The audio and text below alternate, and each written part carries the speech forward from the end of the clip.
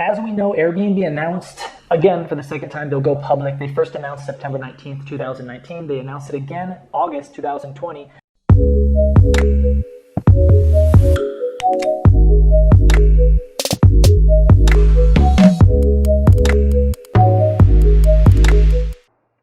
What's up, Airbnb Nation? Back again is your friendly and charismatic Airbnb expert today to discuss the Airbnb IPO. What will happen in the short term and the long term? It's a question on a lot of our minds as hosts and as investors. And I'm going to break it down for you. As we know, Airbnb announced, again, for the second time, they'll go public. They first announced September 19th, 2019. They announced it again August 2020, citing that, hey, we've improved a lot faster than we thought. Now, I have waited so long to make a video because I was waiting for who would win the presidency in the US. That will change how Airbnb does in the short and the long term. As of today, it is Biden. Biden will be president. But there also seems to be what seems to be some potential fraud. I don't know what the basis is in it, but it seems like there's at least partly a chance that Trump continues for the next 4 years. Now, as a caveat, something that I found quite interesting in the fraud claims was something called Benford's law, which is kind of a very interesting mind-bending statistical analysis. If you don't know about that, check and research that after this video. So how does it matter? Well, if Biden, perception is reality, and the media creates perception. So if Biden wins, which he has currently won, you saw with just a few days of his winning, there was a vaccine. There hadn't been a vaccine forever, and 3 days afterwards, there's apparently a vaccine, and that vaccine will be available by the end of the year. Miraculous. That shot up my own portfolio about 20%. The market went up 1,000 points. That's good. Okay, so if Airbnb is already a public company, because the media is very pro-Biden, they're gonna make things seem less serious. And than they currently are, or than they have, and that's good for public companies. That's good for the market, at least in the short term. Now, if Trump continues, that will be, in the short term at least, bad for stock prices. Not the actual fundamental of Airbnb, but stock prices. If in a few weeks' time Trump discovers that there is fraud and he continues, the stocks will probably go down. The media will turn up the volume on COVID, the seriousness of COVID. That will shape perception, and that affects global travel, etc. Okay, so keep that in mind. That is important. But I wanted to get this video out eventually because from what I could hear, it could be another month before this is really figured out. A word of caution. There's a few videos out there already. Know who is behind the video. I'm going to tell you a little bit about me in a second. But I've seen a video recently from an Airbnb property manager, a prominent Airbnb property management and an Airbnb guru. And you have to realize, and he was negative on Airbnb IPO, and you have to realize where he's coming from. He's coming from a little small sliver of Airbnb, the property management side, and not only that, the property management side in the United States of America. Okay, so his opinion is worth this much. Just keep that in mind. That's not to say you should rely on my opinion. You should take it, know who's behind this, who am I, and take that into consideration when you're deciding whether or not to invest in Airbnb. Now, who am I? I used to work at Airbnb, so I have intimate experience. Nate Blecharsek interviewed me personally to get into the company. I have personal experience with all three of the co-founders, viewing them as an employee, interacting with them some way, and seeing how they run a business, both when I was inside the business and outside. They make a great team. They've grown tremendously. I'm also an Airbnb guest. I'm speaking to you now from an Airbnb in Sao Paulo, Brazil. I live in Airbnb, so I see the guest side of the advantages that Airbnb has. I'm an Airbnb property manager. Okay, and of course I'm an Airbnb superhost. So with that said, I'm coming from Airbnb in a few different angles. And finally, how could I forget, I help Airbnb hosts around the world on a daily basis. Keep in mind, Airbnb's business is 85% outside the US. The US is about 15% of Airbnb's business. I just want to cover one more point on the video from the Airbnb pundit. I watched the video and he mentioned Airbnb limiting single night reservations on the platform for Halloween. And he made that seem as if that was a business altering decision. It is not. Airbnb's never been about profit maximization. That's one of the things that makes them so unique. So this Airbnb property manager was coming from the angle of, I can't do one night stays. I'm going to go to other platforms. Okay, that's fine. But the Airbnb is so pro guest that this thing being pro host is kind of welcomed. It's a very high risk day, Airbnb. We're in the middle of coronavirus. If a host declines a bunch of reservations for this day, it hurts their search rank. So I know a lot of hosts, probably more, who would rather their place go vacant than risk a party. I'm highlighting this one specific aspect of the video to kind of give you an overall understanding where his mindset is. It's not where it would be if you're interested in investing in the company. So let's get into it. I'm going to start with the cons and then I'll go with the pros. Oh, by the way, if you believe Jim Cramer, if you're a Jim Cramer fan, he said it'll be a steal, end quote. So he's a big fan of this. Now, let's get into some of the cons here. The biggest con that I see for Airbnb is them going off the tracks, which is what they've done pre-March this year for about 3 years. COVID was, as I said back then, and I maintain now, one of the best things that could have actually happened to Airbnb, because it made them realize, oh, okay, maybe we shouldn't be putting all these resources into starting an airline or the magazine that we have or a movie studio. Yes, a movie studio.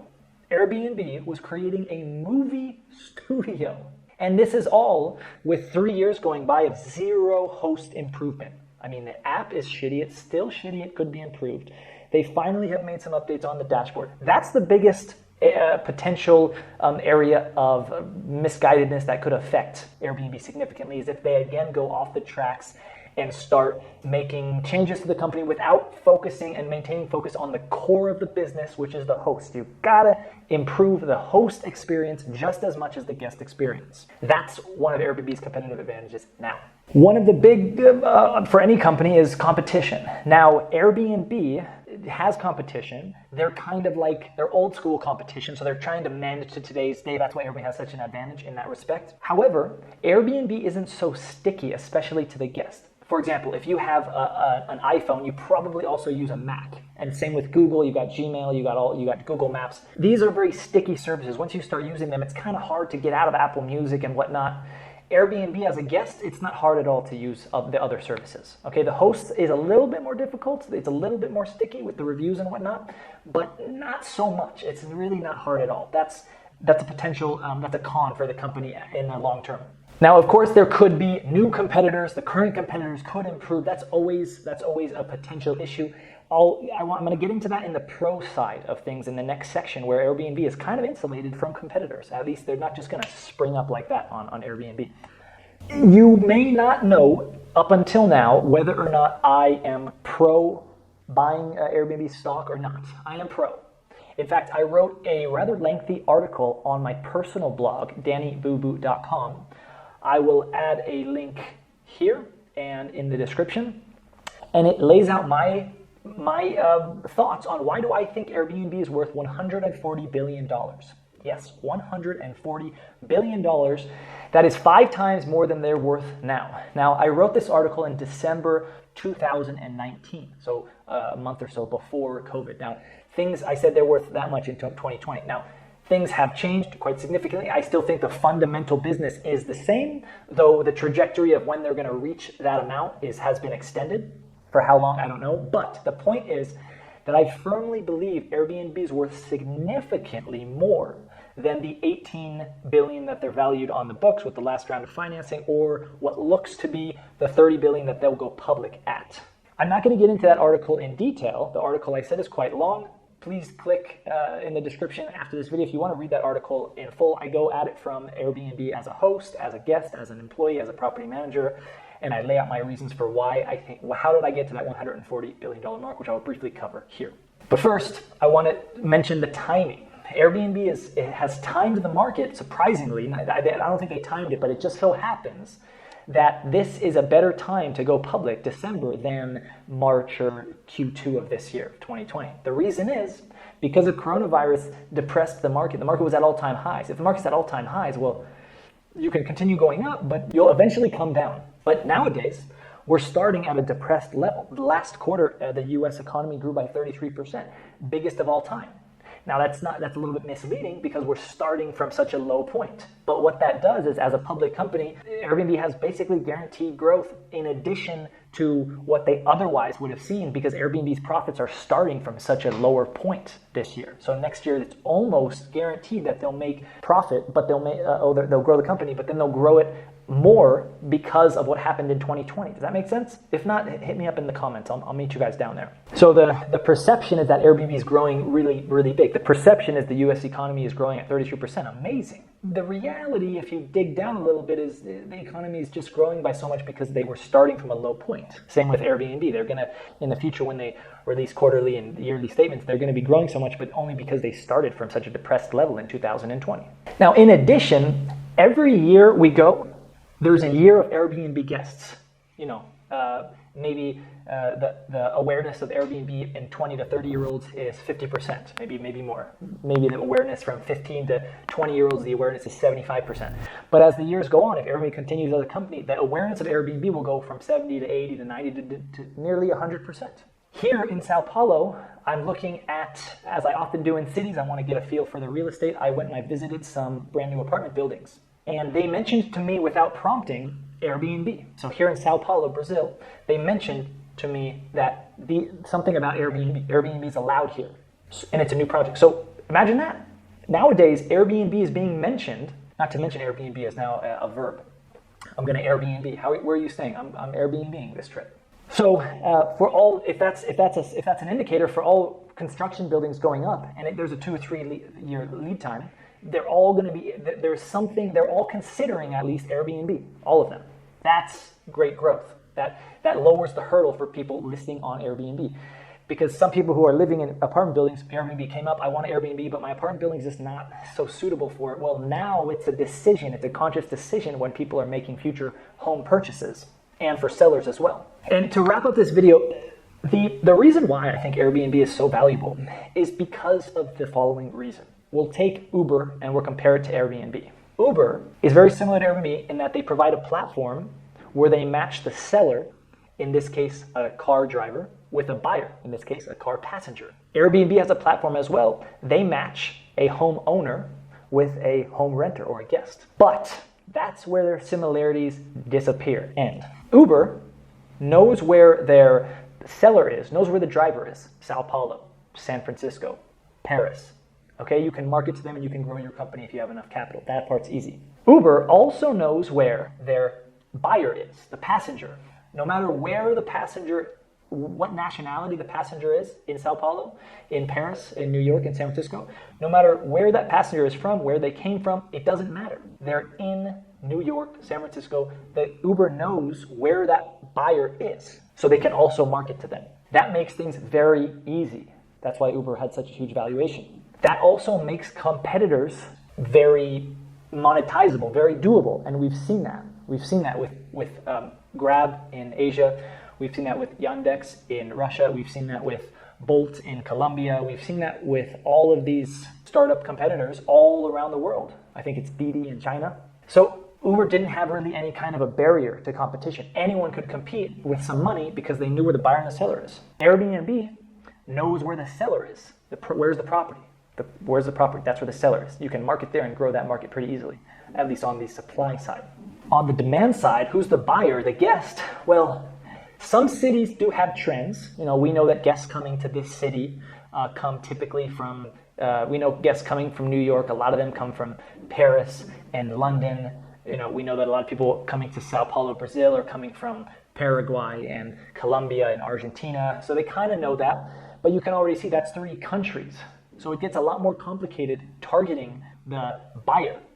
For that reason, it took Airbnb 4, 5, 6 years to really have a legitimate company. If you haven't seen their startup story, I recommend highly that you watch it. It's quite incredible from 2007 to kind of when I joined the company in 2013. Even in 2013, 14, 15, the awareness of Airbnb in the US was 6%.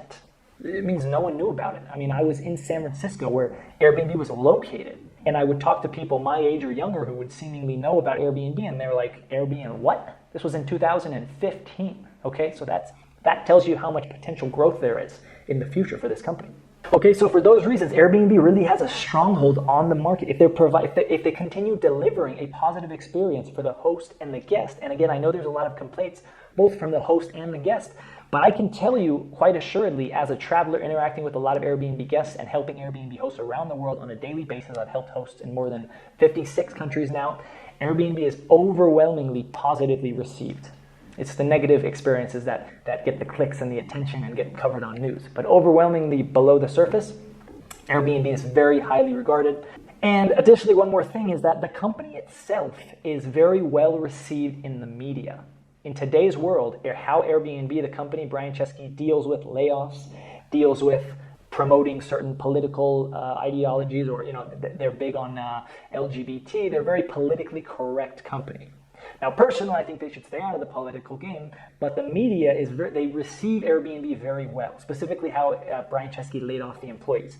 I think it was a very rare instance to see such hospitality in laying off these employees in such a rough time. That's another thing going for them. So, as a prior employee, I should mention this, I do own stock in Airbnb. As an early employee, I was granted stock options, which I purchased upon leaving the company. And so you can consider me an investor in Airbnb. I do have stock. When they go public, I will own a certain number of shares of Airbnb. But I hope for the reasons in this video, you can understand where I'm coming from. It can piece in another piece to the puzzle in your mind. And if you're thinking about investing in Airbnb, hit me up in the comments. I'll meet you there. Okay, and finally, I want to give a shout out to my own website. If you want to have some more information, go to optimizemybnb.com. Additionally, I have the best-selling and most highlighted, most reviewed book for Airbnb hosts. It's called Optimize Your B&B. That's available on Amazon and a bunch of other places. Link to the website will be here, and I'll also provide it in the description. Again, I want to meet you in the comments. Let's have a discussion about where Airbnb will go public at, and in the short and long term, how well are they going to do? I'll see you in the comments. Happy hosting.